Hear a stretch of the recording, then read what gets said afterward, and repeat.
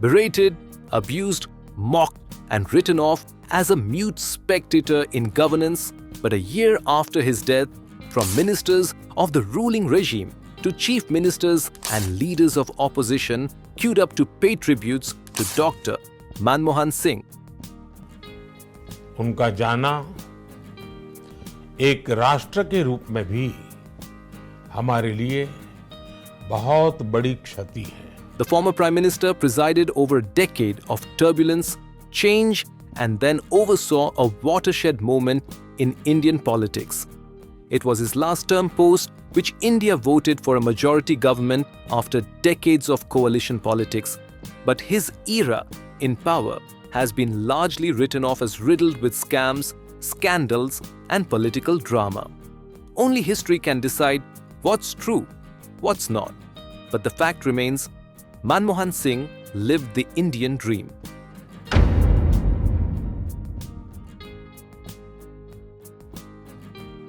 Born in the Punjab province of the undivided India under the British Raj on 26 September 1932, Singh is said to have studied under lampposts.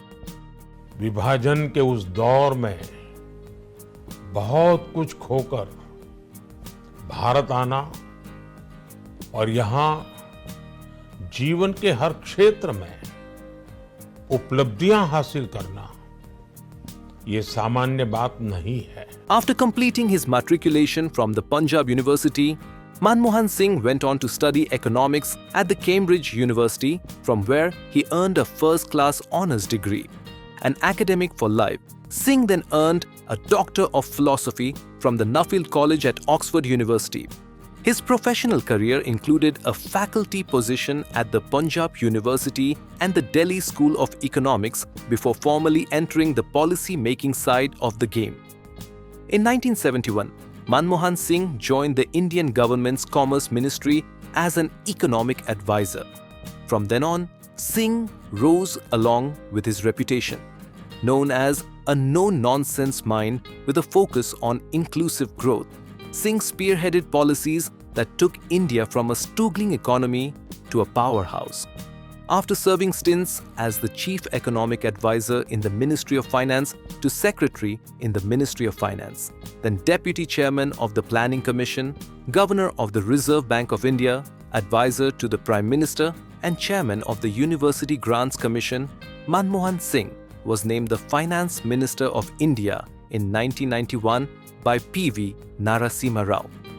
At the time, India's economy was struggling with a fiscal deficit of around 8.5% of the GDP and gold reserves of just around $1 billion.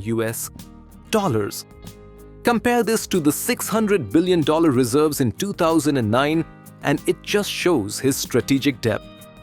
He's often credited for ending the license Raj, which had for years hobbled the Indian economy. In 1993, the Harshad Mehta scandal rocked the Indian securities market. Manmohan Singh had tried to resign, but it is said Prime Minister Rao refused to let him quit.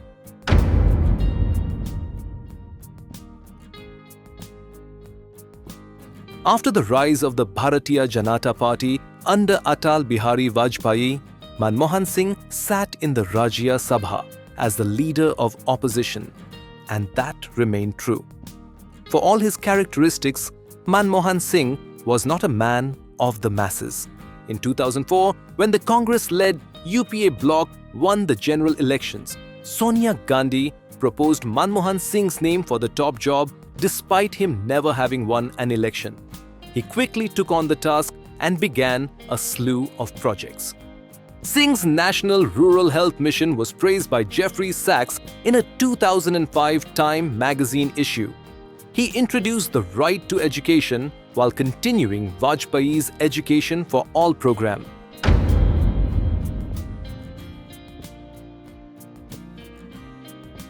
Manmohan Singh's 2 tenures were marred by several scandals that tumbled out during his second tenure. The India Against Corruption movement, a demand for RTI and Lokpal were a turning point. In 2025 though, a year after his death, Prashant Bhushan, one of the architects of the movement, says he regrets having vilified the man. Bhushan's acceptance is just one of the several, and Manmohan Singh's own prediction about how history will remember him rings louder than ever.